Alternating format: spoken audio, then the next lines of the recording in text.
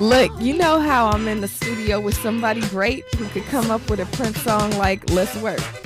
All right, Brother Lawrence Ross, my fraternity brother Lawrence Ross is in the building, and we are hopping into conversation about, you didn't hear the lead up, but what, like in this moment, my question to Lawrence Ross, who writes about the Divine Nine, who is active in the fraternity, the oldest Black fraternity, Alpha Phi Alpha Fraternity Incorporated, which is the fraternity of my grandfather, of my uncles. Everybody's an Alpha, and my ex-husband was also an Alpha. 2 for 3. And of course, I'm Alpha Kappa Alpha sorority. We were talking, though, Lawrence, I woke up this morning, and I don't know if you paid attention to the news overnight, but there's so much hitting the world. Even if you didn't pay attention overnight, you know that that hell is being ushered in by this president, right? Yeah.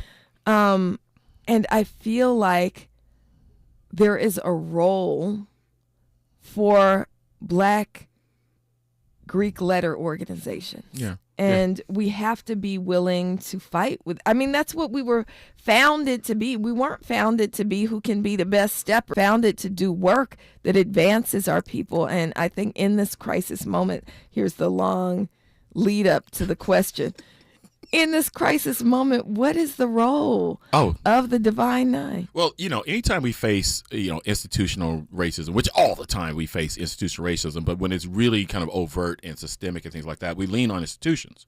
And even when we get to the point where we think to ourselves, well, the institutions are failing us in this area, that area, we recognize that community, which is what institutions pretty much actually provide, should be the bulwark of like where I can actually bring my energy and also execute philosophy.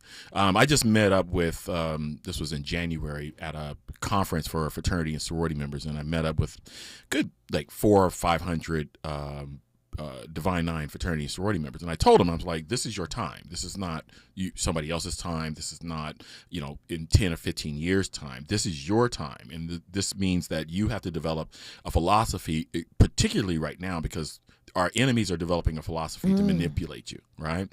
And I'm in particular, I was saying is that the MAGA crew and all the rest of them are going to develop a philosophy of transactional, right? Because they don't have to co-opt everybody who's Black. They just need to co-opt enough people to come at the edges. And if you don't have a philosophy of community, if you don't have a philosophy of Black people, meaning I always say, loving Black people without terms and conditions. If you don't have that, then you're going to be easily manipulated. And that's the same thing for our organizations.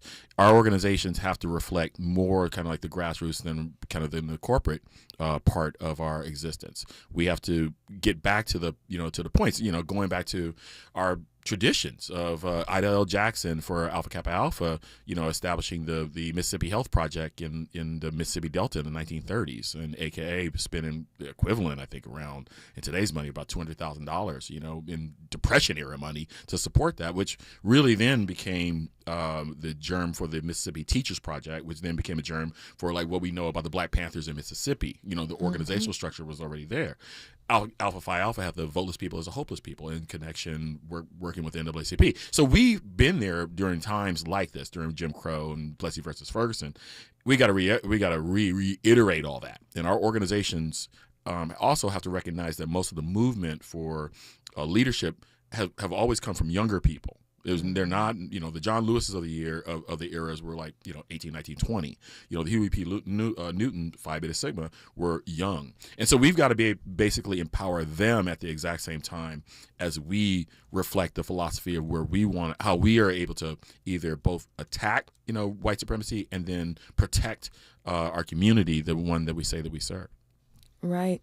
And I want you to just delve into, clearly as a member of the oldest Black sorority, right? I know much of the history, but I don't even know if the younger ones who were, not 40 years in as are you, right, know the history. And the people who are not members of Black Greek letter organizations, sometimes they just kind of paint with a broad brush. Yeah. These are fraternities and sororities. They are social organizations. But when we pledge our fraternities and sororities. We pledge for life, and we pledge because we want to be of service. Can you talk about just the brief version, the Cliff Note version of that history? Yeah, I mean, it's important to recognize that fraternities and sororities prior to the 9 African American fraternities and sororities were not associated with social justice.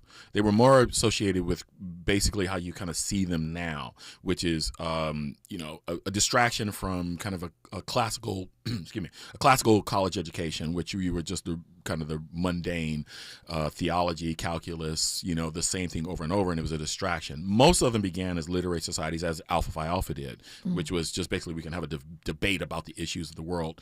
And then they evolved into social fraternities, and social not just in terms of the idea of social and how we normally we term it, but more of Alpha Phi Alpha and all the other organizations really had a connection to the idea of being race men and race women. This notion that I don't just get my own education for my own edification. I work not just for myself or the kind of American individualism. I am recognizing that my existence and the collective existence fights against the idea of second-class citizenship when it comes to what America sees of black people in particular under Plessy versus Ferguson. And so that's why you see an active attack on the individual level and then on an organizational level for mentorship, for example, Kappa's with their Guide Right program, Delta with Jabberwock and the Omegas with Talent Hunt program. What they will tend to do is to say a little bit, I mean, this is flattening it out, but of saying like the talented 10th, this notion that there's an elite who are going to get a college education, they have a responsibility to lead the masses. Now, that's attributed to W. Du Bois, who later on basically kind of was like, nah, I don't really believe in that. In that, I much more believe in the idea of like 90% basically being lifted at the exact same time. But we still kind of have that notion 100 and something years, I always lose count, 100 something years later, we still have this notion that it's not just about becoming a member of our organization, but it's about empowering our community. Not everybody does, but that's kind of our main focus. I want to ask you, do you think a couple of things about that book and about, kind of your role in advocacy for the history and who we are and maintaining true to the tradition of what we should be as social justice organizations? I have a few questions for you on that. And then I want to move to Dominique didn't have it in her notes, but I also know that you write about black people on college campuses. Yeah. And so as a professor and as one who's experienced lots of stuff on college campuses and what's happening now, I want to also get into that conversation. But first, do you think that black fraternities and sororities, black Greek letter organizations, are fulfilling our tradition? Are we fulfilling what we're supposed to be doing in this political moment?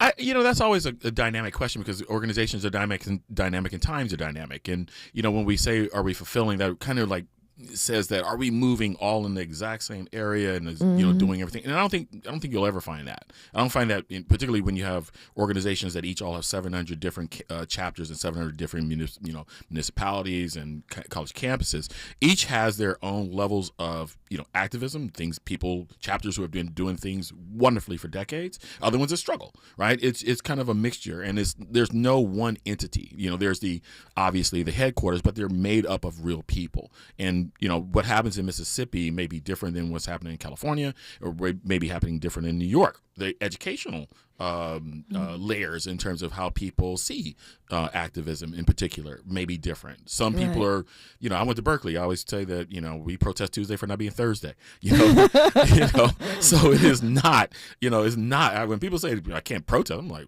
in what world, right? I know, we had a recent murder of a black boy at Texas Tech. Yeah. And his name is Erskine Jenkins. Police killed him. He was attending an off-campus party. Police killed him. Yeah.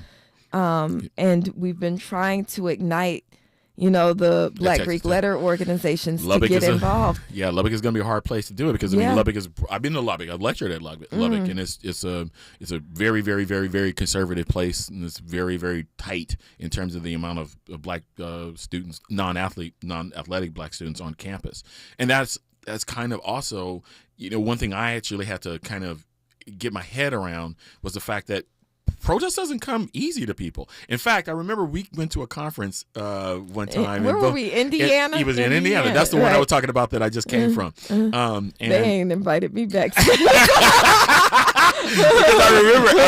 I remember it was funny because you asked a question. You said, how many of you guys have been arrested? I raised my hand. I've been arrested for South African divestiture movement stuff. And none of them raised your hands. You said, you're missing all the fun. So what happens oftentimes is generations have to learn.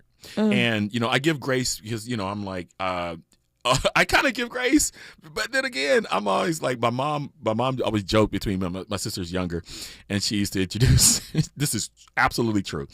10 years old, I went to St. Anselm Catholic school over on Florence and Van Ness, and she used to introduce my sisters. Like, that was my daughter Shauna, and that's Lawrence, my black child. That's 10 years old. So I because I just had Tucson over tour in elementary school, and they thought I was George Washington. I'm like, no, I'm here to kill George Washington. Oh wow, yeah. So the nuns, but that is not a usual thing. So right. It's important to recognize that. Developing a philosophy early, in particular, and then feeding upon it, right? Is a crucial predictor of how you'll act in the future, right? So, and you can get your philosophy from anyone, right? You can get your philosophy from church, you can get your philosophy from your family, but if you get one that just says to stay, I always say stay within the lines, you're going to stay within the lines, right? And oftentimes you may not even do that if your imagination, the failure rate has something catastrophic, right? Right. And so I always look for. I don't look for like 10 people. I look for one. Right. And that's kind of what I teach my students, right? The Black Panther Party was just 2 community college students. Right. When we come forward, we'll check in with Lawrence Ross I want to ask you about what you think about college campus protests. Oh, yeah. And the crackdown, but really the fascism it's playing out under this Trump, Musk, Vance regime. More with Lawrence Ross when we come forward. The station you turn to when you've had it up to gear with cultural incompetence. KBLA Talk 1580. The revolution will not be televised. What's up? It is Killer Mike, also known as Michael Render, and I'm encouraging you to listen to more, not less, of Truth Time with Dr. Cornel West and Senator Nina Turner on KBLA Talk 1580. At Charmin, we heard you shouldn't talk about going to the bathroom in public, so we decided to sing about it. Charmin Ultra Strong. You can use less, better than the rest. Charmin Ultra Strong. Your booty past the clean test. Salmon weave texture, it's the best. Study up, teach a lesson on fresh. Your booty past the clean test. Yes, sir. Charmin Ultra Strong. Charmin Ultra Strong with diamond weave texture cleans better than the leading one-ply brand, so you can use less. Enjoy the go with Charmin. Diane from Michigan, a disabled senior citizen trying to get by. Henry from Florida, a veteran fighting to make ends meet. Elena from Arizona, a mother struggling to feed her daughter. Hi, I'm Connie Britton, and I support Feeding America because they help provide over 6 billion meals to people in need each year, like Diane, Henry, and Elena. Learn more at feedingamerica.org. Feeding America, 200 food banks strong. If you're living with dry age-related macular degeneration or dry AMD, you may be at risk for developing geographic atrophy or GA. GA can be unpredictable and progress rapidly, leading to irreversible vision loss. Now there's something you can do to slow it down and get it going slower. Izervay is proven to slow GA progression. Izervay gets GA going slower. Izervay or avacincaptad pagel is a prescription eye injection used to treat GA. Don't take it if you have an infection or active swelling in or around your eye. Izervay can cause eye infection, retinal detachment, or increased risk of wet AMD. Izervay may temporarily increase eye pressure. Your vision may be impaired after an eye injection or exam. Don't delay. Ask your doctor about Izervay today. Izervay gets GA going slower. Visit Izervay.com. That's IZERVAY.com. Thanks for waking up with Dominique DiPrima on KBLA Talk 1580. And my name is not Dominique DiPrima. We wish her a speedy recovery. She's not feeling well today. My name is Melina Abdullah, and I am grateful to be in studio with my fraternity brother and longtime friend, Lawrence Ross. I'm grateful that I didn't know you were coming in person, so I'm so grateful because Dominique hit me in the middle of the night. She was like, I don't feel good. And so, I didn't know what was exactly happening. And I woke up at 4 a.m. because I'm not gonna say I overslept a couple of weeks ago, and I woke up at 4 a.m. because I normally come in at 6, and I didn't look at the email, and I was like, okay, so I get up at 4 a.m. I'm like dragging, and I take a shower, getting ready. You know how you sit there before you leave, and then I open. Let me go check the email. I was like 8. I was like, oh man, I did you take a nap? No. I didn't, because then I was kind of petrified that I'd like sleep over the thing. So no. So I'm just gonna be up all day. So it's okay. Yeah. So it's a delight to see you, darling. It's a delight to see you too. It's been a minute since I've seen you in person. The older I get, the more things feel like it's like decades go by. I know. You look up and you go, I know I just saw you. No, I think last time we saw was at Taste of Soul. Okay, that's right. That was the last time we saw each other. And right. Who knows how long ago that was. And that wasn't a long time either. It wasn't a long time. It was just like I think if I remember correctly, my fraternity, we were doing voter registration. We do a book sale, which lures folks in, and then we do voter registration, and then you didn't know you were going to get voter registration with the book. Yeah, did you sign people up for the Justice for All party? Or I love you, but I know we had a back and forth about that. I was like, I love you. I love you with all my heart. And I ran with your fraternity brother. I love him with all my heart, but I had to prevent this thing, and I just couldn't. I was trying to convince you. I was like, Lawrence, it's California. I know. It's a winner-take-all state. I know, but we had the freedom. We had the freedom. I had to. But let me first of all, I had like a friend, my wife's friends group. Are just when Kamala announced.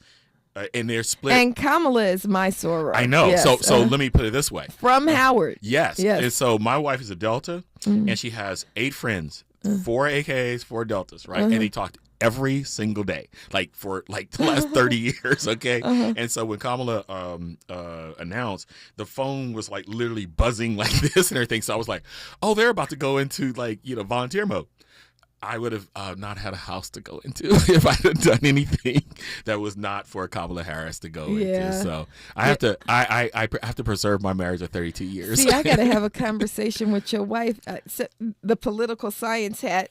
Look, I never planned to run for office. No, I have no political ambition. Yeah, no. I didn't ever. It's the intellectual. I'm always like, you're on the intellectual side of it and everything. And it's very rarely that you get 2 intellectuals actually running. Right. It's just, I couldn't say no to Dr. West, though. Who would say no to Dr. West? Well, I will. I wouldn't. See. No. I felt like we had such a tremendous opportunity to bring in somebody. We started the show, like the first hour, talking about the importance of radical visioning, radical imagination. Yeah. And I don't think, we wouldn't be hit by all sides if Kamala Harris was president. True. But it would still be a softer form of exploitation and oppression. I don't disagree with that. I mean, because you're still leading the American empire. Right. I mean, no matter what, you're sitting up, you're doing that. And I don't disagree with radical imagining. I in fact, I definitely believe in that.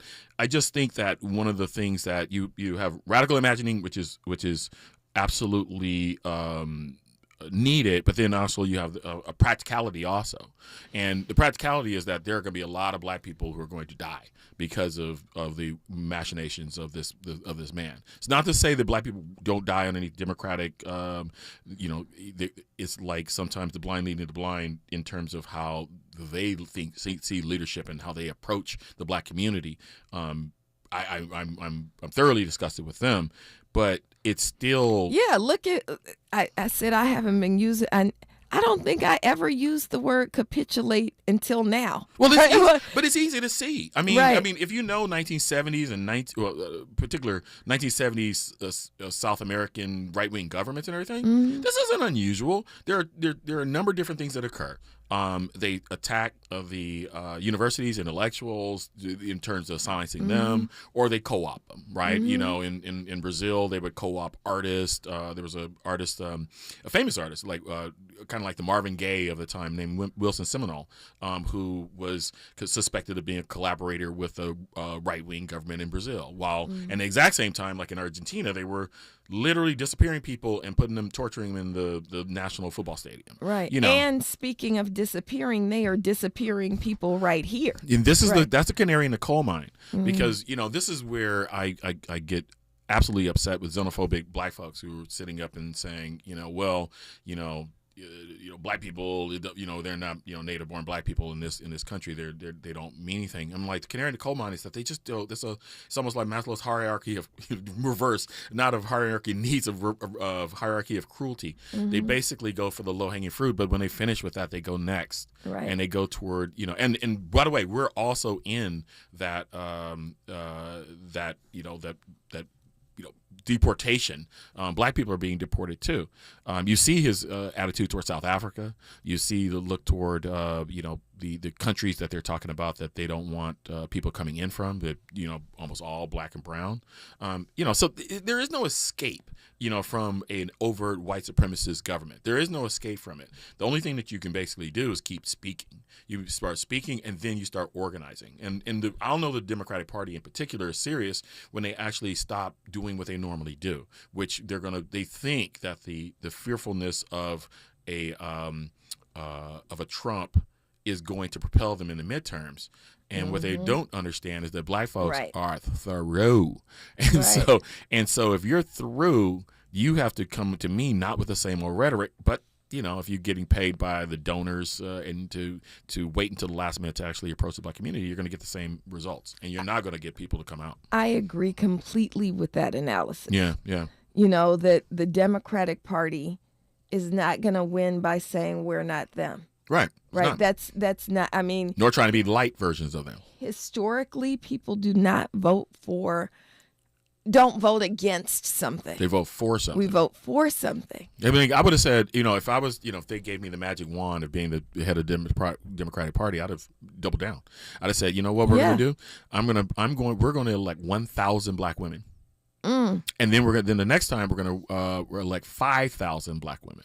And then the next time we're going to elect 10,000 black women and double down. I mean, you give the MAGA crew is an abhorrent movement, but they just keep their eye on the ball. It's a terrible ball, but they keep their eye on the ball about what they want. And the other thing is that the Democrats, when they get power, cannot have power for just power's sake. If you don't enact it, what the hell did I vote for you? Right? That's right. And they talk about the limitations, talk about radical imagining.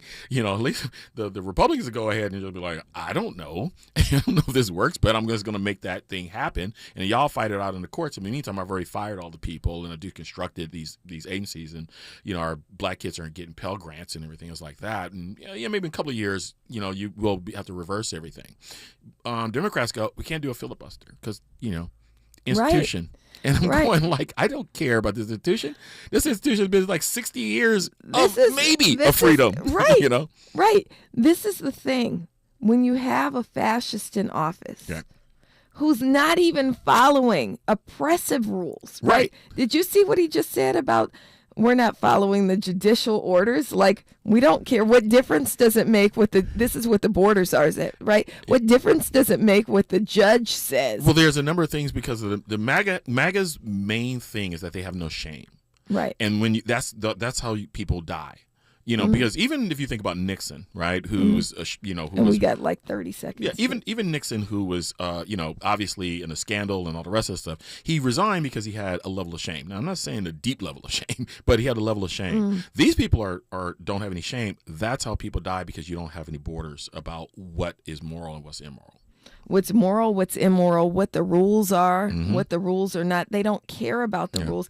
And actually, I think that we should learn some lessons from that. If the rules are unjust, violate them. There you go. Violate Yeah, them. you don't. Refuse to do the work of the devil. Right. Because this is the work of the devil. Mm-hmm. When we come forward, I think the ones who are the most audacious and courageous have always been our young people. Yeah. And I want to get your assessment of what's happening on college campuses. Okay. More with Lawrence Ross when we come forward. She's reclaiming her time on KBLA Talk 1580. More First Things First with Dominique DiPrima when we come forward.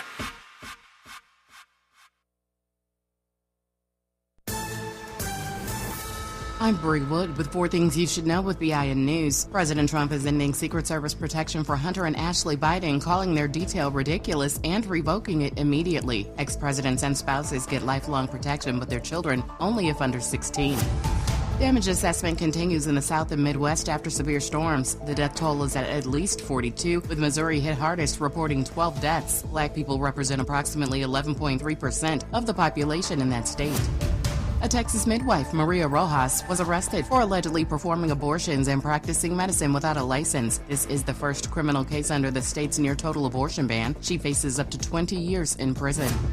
And at the 2025 iHeartRadio Music Awards hosted by LL Cool J, Taylor Swift was named Artist of the Year, and SZA made history with her 3rd R&B Artist of the Year win. Glorilla also won Hip Hop Artist of the Year. Get BIN News on demand 24/7 on the iHeartRadio app. Think It Up is an initiative to activate student-powered, teacher-led learning projects. Students and teachers, how can you spark great learning experiences in your classrooms today? Join at thinkitup.org.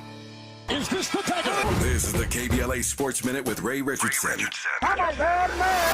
The Lakers continue to get it done without LeBron. They beat San Antonio Monday night 125-109. 30 points for Austin Reeves. Luka Doncic had 21 points and 14 assists. LeBron has been working out the past 3 days, but no word yet on his return. LeBron has been out since March 8th with a groin injury. Interesting game for the Clippers tonight. They play the Cleveland Cavaliers at the Intuit Dome in Inglewood. The Cavs have the NBA's best record at 56-11. This is a busy time and a fun experience for Norfolk State Athletics Director Melody Webb. The Norfolk State men and women's basketball teams are in the NCAA tournament. Webb was hired at the HBCU school on July 1st, 2020. She's the first female athletics director at Norfolk State in school history. The men's team plays Florida on Friday. The women's team faces Maryland Saturday. No debates, no speculation, just the info you need. That's your KBLA Sports Minute. I'm Ray Richardson. More news, opinions, and conversation when we come forward on KBLA Talk 1580. Looking for a purposeful and passionate way to make a difference in your community? Volunteer with our Senior Medicare Patrol and help prevent Medicare fraud. S&P volunteers work in their community educating peers about healthcare fraud and how to prevent and detect it. Free training starts soon. Check us out online or at an S&P open house near you. We're on a mission to stop fraud. Join our team. You make a difference. Visit CASMPvolunteer.org. Protect yourself from Medicare card scams. Scammers may call, email, or even knock on your door claiming they need your Medicare info, asking for money or threatening to cancel your benefits. Don't fall for it. It's a scam. Remember, Medicare doesn't need to verify your information. They already have it. Medicare won't charge you for a new card and will never threaten to cancel benefits. Check your Medicare statements for suspicious charges and report scams to the California Senior Medicare Patrol at 1-855-613-7080. We're here to help. Stories are power. The Black Land Lost Narrative Archive Project is an effort to collect, preserve, and amplify stories of Black land loss. It will form an invaluable resource for scholars, authors, historians, educators, storytellers, policymakers, and change agents who wrestle with issues of restitution, reparations, racial inequality in home ownership, and the racial wealth gap. Through documenting stories of Black land loss, the archive will help demonstrate the magnitude of what Black families have lost and will continue the national dialogue to encourage paths to restitution, rebuilding, and healing. Support the Black Land Lost Narrative Archive Project by visiting www.blacklandlost.org or by donating at www.blacklandlost.org/donate. Spread the word to inspire awareness, activism, leadership, and change and join us in making a lasting impact. This is a community call to action from KBLA Talk 1580. We've got your black. This is an ad by BetterHelp.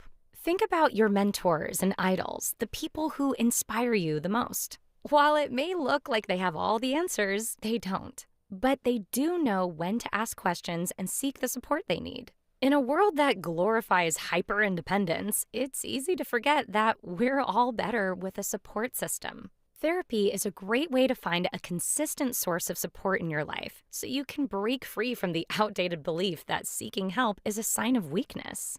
BetterHelp has experienced therapists ready to help you with challenges ranging from anxiety and depression to relationships and stress. It's convenient, too. You can join a session with the click of a button, helping you fit therapy into your busy life. You can even send your therapist a message anytime something comes up. Build your support system with BetterHelp. Visit BetterHelp.com/ABCRadio today to get 10% off your first month. That's BetterHelp, HELP.com/ABCRadio. Broadcasting live from Leimert Park, USA. Welcome back to your home for unapologetically progressive radio, KBLA Talk 1580. My name is Melina Abdullah, and you are listening to First Things First. I'm talking with Lawrence Ross, and we've been talking about the Divine Nine. Now we're talking about campus protests and the vision and audacity of these students. I'm sure you saw in the news that there was a grad student, Mahmoud Khalil, who was recently disappeared. You were talking about people being disappeared in other countries. People are being disappeared in the United States by this Trump regime, and we're seeing people rise up around Mahmoud Khalil. We're also seeing, though, and he's a green card holder. He's not even on a student visa. He's a green card holder, married to an American citizen who was 8.5 months pregnant. I always feel like, is she still pregnant or is a baby here? He was, moved to some secret prison in Gina, Louisiana, which has a whole nother history of its own. And then we're seeing attacks on protests overall, attacks on black students especially. You had this love letter that Trump wrote, commissioned, because he ain't writing nothing himself, right? I would say he has the intellectual capacity of a fifth grader, and I'd be insulting fifth graders. There we go. But this love letter issued on February 14th, telling schools, telling universities that they have to eliminate really anything black, anything ethnic has to be eliminated, or they will forego federal funding. So that includes BSUs, that includes black student housing. I wonder if it includes, black fraternities and sororities. I wonder what the future of HBCUs is.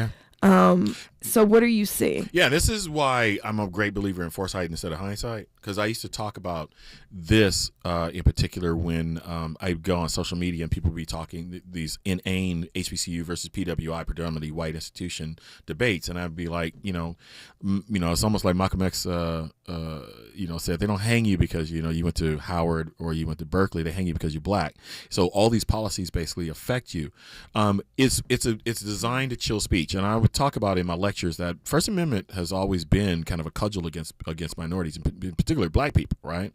In various ways, because when we talk about speech, oftentimes it's not really people say they like free speech, but there's also the people who have power oftentimes don't like this.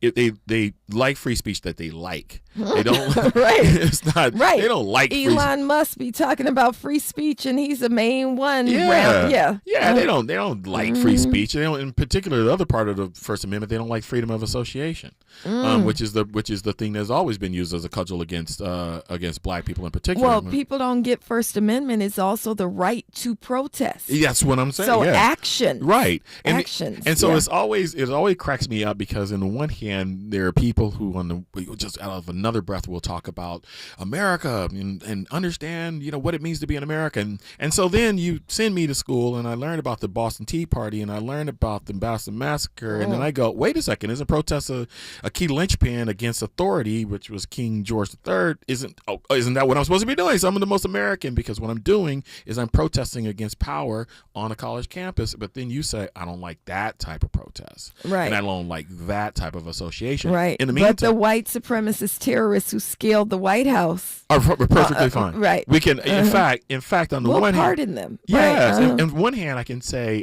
out of one side of my neck, I can say, black people by representative, but whatever it is are against law enforcement. Then on the other hand, they can go, law enforcement are overreaching because they tried to stop us from actually doing a coup. Right. It's scale the Capitol, right? Yeah. America, in its essence, I think of black people we know is schizophrenic, right? In the idea of freedom and democracy, right? I think I always have said that black people are the only ones who truly understand what freedom and democracy actually is, because we know what it means to not have freedom and democracy, right? And the only thing that keeps us sane in this country is the notion that we're going to achieve freedom and democracy, even though generation after generation after generation gets only a certain piece of the pie of that, right? And it always as a place where it comes asserted that you are not really truly American, right? You have a second-class citizenship. And so on college campuses, what you find now are students who are protesting, rightfully protesting against whatever. I don't really, to be honest, I don't really care what your protest is on a college campus. Right. Yeah, I will advocate for the right of a white supremacist to protest, but I will have the same opportunity to debate or to counter protest against them. Right. That is kind of how it always has worked. If you don't like what I am doing, perfectly fine. Go ahead and protest against me. Right. And if you can convince another person with the argument, that's great. But a lot of times what happens is that there are certain aspects that people either ignore, because I've been talking about, say, for example, anti-Semitism within white fraternities and sororities, right? None of the voices that you hear today, when we talk about Palestine in particular, had one word to say about predominantly white fraternities and sororities having a pile of ashes saying this is what Jewish girls are, right? In terms of Holocaust. None of that.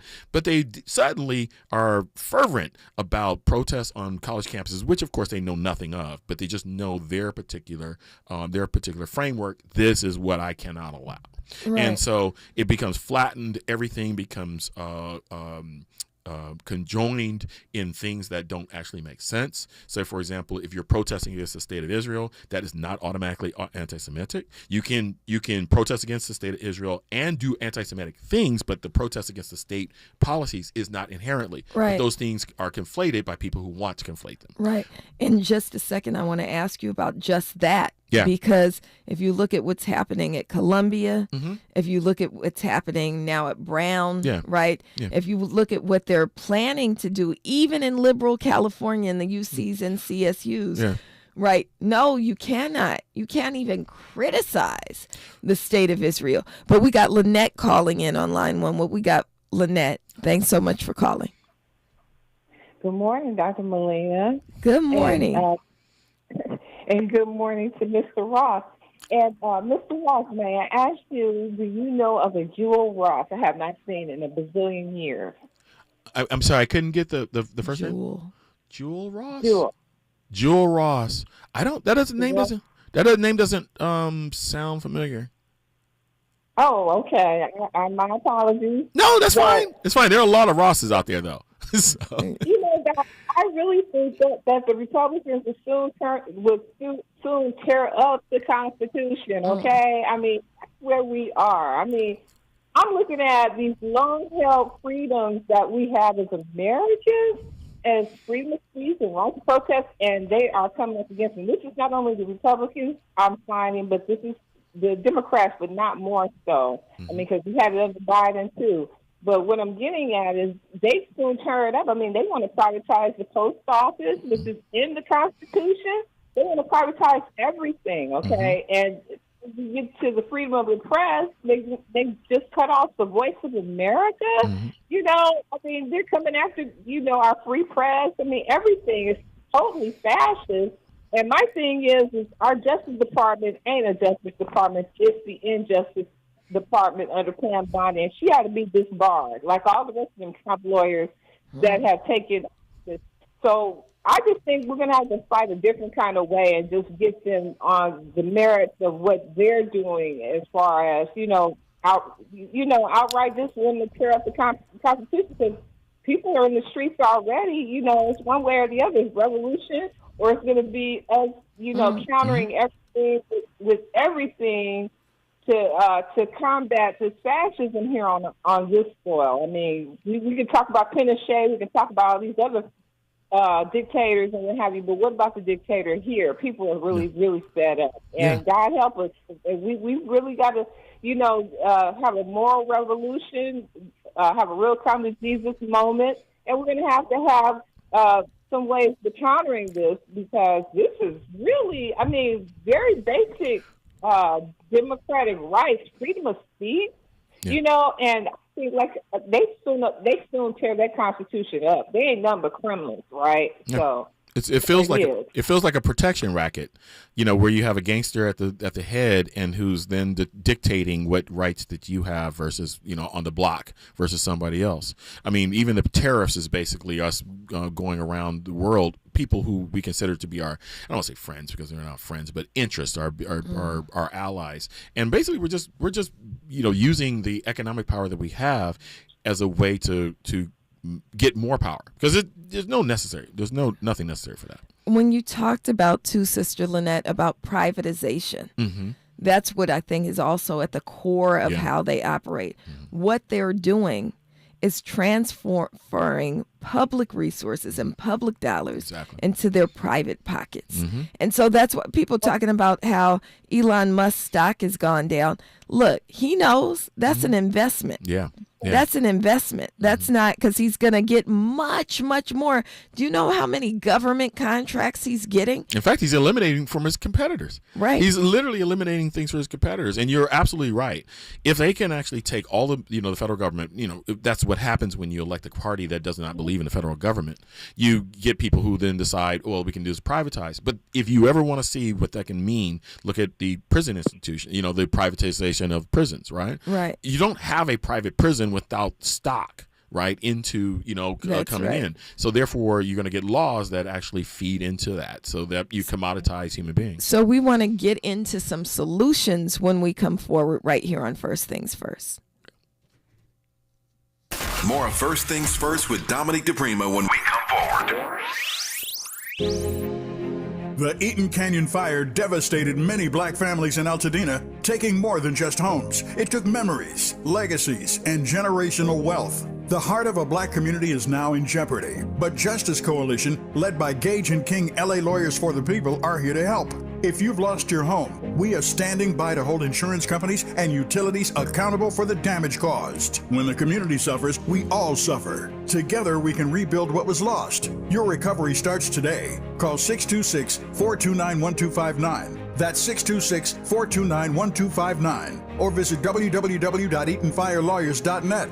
Justice Coalition, Gage and King, LA Lawyers for the People. We got you. Call 626-429-1259. Visit www.eatonfirelawyers.net. Again, 626-429-1259. This is attorney advertising. Past results do not guarantee future outcomes. Legal representation is provided by licensed attorneys. They say the hardest part of getting something done is getting started. Well, we did that 30 years ago, when California first took on the tobacco industry.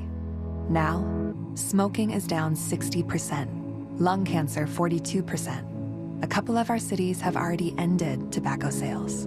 A California without big tobacco isn't just possible, it's already happening. See our progress at undo.org. KBLA Talk 1580. We've got a lot to talk about.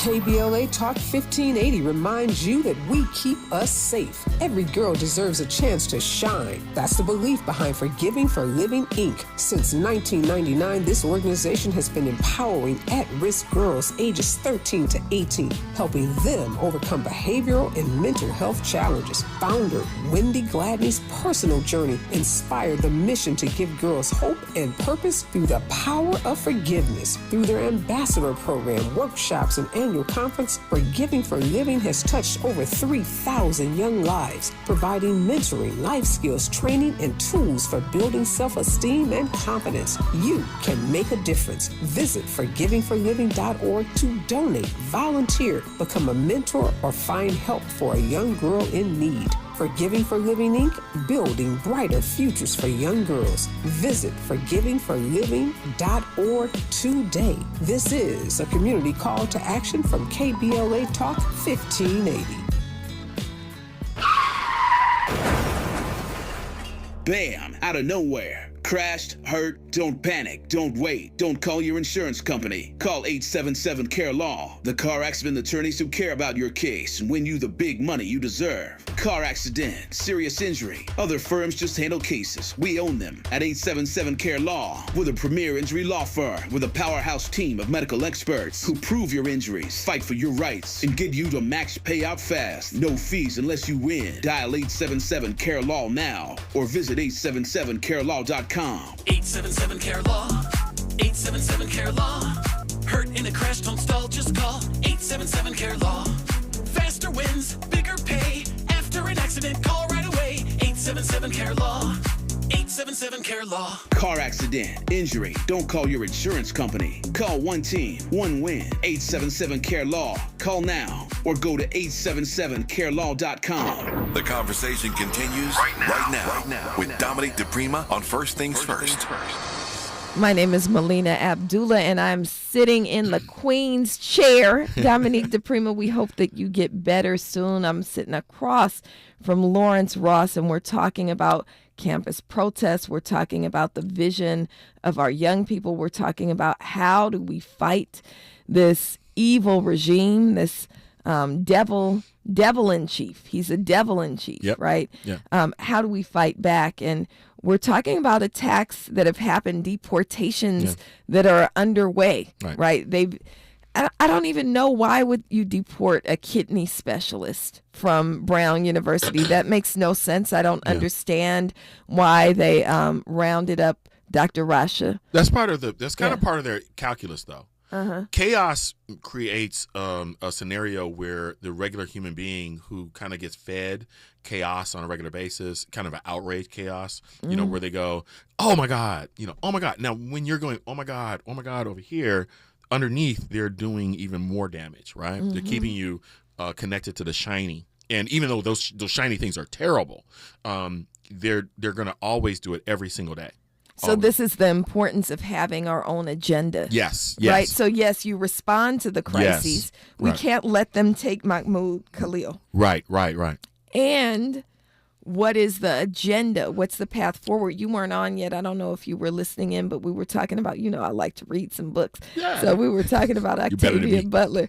Well, I feel like during this moment, fiction is really, really important. Oh yeah, Butler, Parable of the Sower, and but Parable of the Talents predicts this moment. There's a fascist president who comes in named Jared. I kid you not, his campaign slogan was "Make America Great Again." Yeah, she wrote this in 2000. You know what's funny? I heard that on like about a couple of months ago on NPR, and they were talking about that, and they were like, Butler was a soothsayer, and it was like, that was what she did. I mean, all of her books were about sci-fi and seeing into the future, and she nailed it. I mean, and there were fires everywhere. Yeah, she's from Pasadena. Yep, right there. It is spooky. Woo, but the answer that she gives is, the protagonist is Lauren Olamina, and the answer that she gives is the imagining and building of an alternative society called Earthseed. And so I'm saying that's a long response to what you're offering. Right. That we have to respond to these crises, but we have to imagine Earthseed. Yes. So we plow through. We don't just, what did you say, get attracted to the shiny. Yeah, we have to recognize that, the one thing about Black folks is that we have been on this particular land, piece of earth for a very, very, very long time. And a lot of those times, including waking up to, to a new day of slavery in the exact same position, or a new day of segregation in the exact same position. And what we've always been able to do is see a vision that is beyond that. And it's really, we're going back to the young people, I always kind of like want to lean on young people actually understanding what has happened in the past and then crafting something new that I'm excited about, right? So if I'm thinking about what my path, if I were, not the young person, but if I was crafting this, I would definitely, I always say I'm the most socialist capitalist on the face of this earth, right? And I run the most nonprofit, for-profit business on the face of the earth. But the whole point of that is that I do it, or that's who I am, based upon the idea that the collective is always going to be better than the individual. And so if I were looking at it from the standpoint, first is that you have to become really deeply more intelligent than these people who are wrecking shop, right? They are not very bright. Do not get seduced by the fact that power equals being smart, or money equals being smart. They are not. It's important for you to recognize that. And all regimes like this always have people who are not smart, right? But at the exact same time, our collective brain power, for who and what we are, we do have power. And that means that you can see like little things. For example, obviously we've seen like the Target boycott has literally messed up their quarterly report. But I don't think we're basically taking money away or boycotting white institutions and corporations, things like that is the solution. It's more of like investing into us in small ways, not necessarily big things. A lot of times when we see big problems, we say we got to do it on a big scale, and then when we can't do it, then we fail and we say, you throw our hands up. Get with 4 to 10 people on a regular basis and talk, just on a basic human level, talk about how this is all making you feel. Begin there. Talk about, how this is affecting you. All these jobs, these federal government jobs, who's it going to affect the most? It's going to be affecting black people. Usually the federal government jobs are the ones that were making us solidly in the middle class, right? Talk about that, and then start talking just within your group about actions that you can do, and then build on those actions. Be intentional with those actions, whether or not it is we will adopt 5 kids from first grade on, and we will now invest in their education outside of the educational system. We know what the issues are. We know they're going to get rid of the Department of Education. We know that Pell Grants are going to go away. We know that there are some students, black students, are not going to be able to go to school anymore.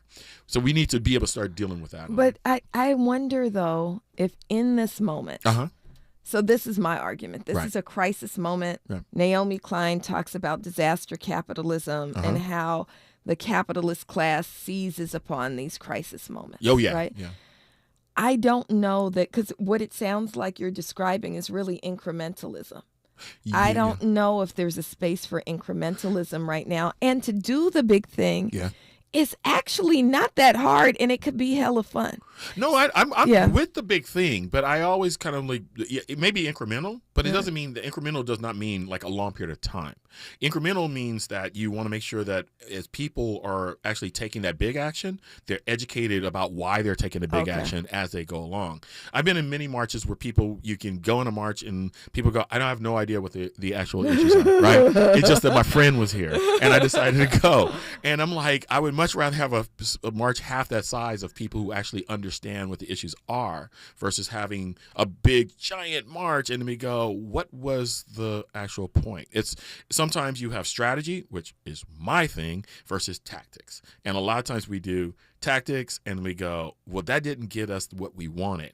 And the strategy is the thing that is the lifelong investment. And the two things have to be connected, though, right? But connected a good strategy is going to build connected. The tactics that actually you can fundamentally. So I'm not mad at like this target fast that Jamal Bryant's pushing. Yeah. I'm not mad at that at all. Because it can feed the big thing. Yeah, because it's the first. It could be the first experience for someone. Because when they said, what was it, February 28th? I was like, that don't mean nothing to me. I already live my life that way. Right. I only, like, me and my kids are like, we only go to black-owned businesses anyway. Right. What's the difference? Yeah. And Costco. Right. I go to Costco, and I used to have, this is why I was the black child. I used to have a notebook, a reporter's notebook, where I recorded how much money I spent at black businesses. This is when I was 13. So, going around. Look, we out of time. Yeah. But Lawrence Ross, how do people follow you? And you also own the Metaphor Club. Real quick, 30 seconds. Yeah, you can come to the Metaphor Club. We're a co-working space Monday through Friday, 9 to 7, $99. Come on through per month. Come on through. And particularly if you're a writer, we're seeing some really great writers come through, and we try to do our best to support them, find them representation, get them, to people, that are big names in the industry and things like that. So come on through. And you can follow me by Alpha1906 on Instagram, Twitter, everything. You just Alpha1906. Thank you so much to Lawrence Ross for joining us. My name is Melina Abdullah. You can follow me on all social media platforms at Doc Melly-Mel, DOCMELLYMEL. You can follow the work of BLM Grassroots at blmgrassroots.org and BLM Grassroots on all social media. Get well, Dominique DiPrima. We appreciate you. Until next time, peace out, y'all. KBLA 1580 Santa Monica. I'm Bree Wood with 4 Things You Should Know with BIN News. President Trump is ending secret children only if under 16. Damage assessment continues in the South and Midwest after severe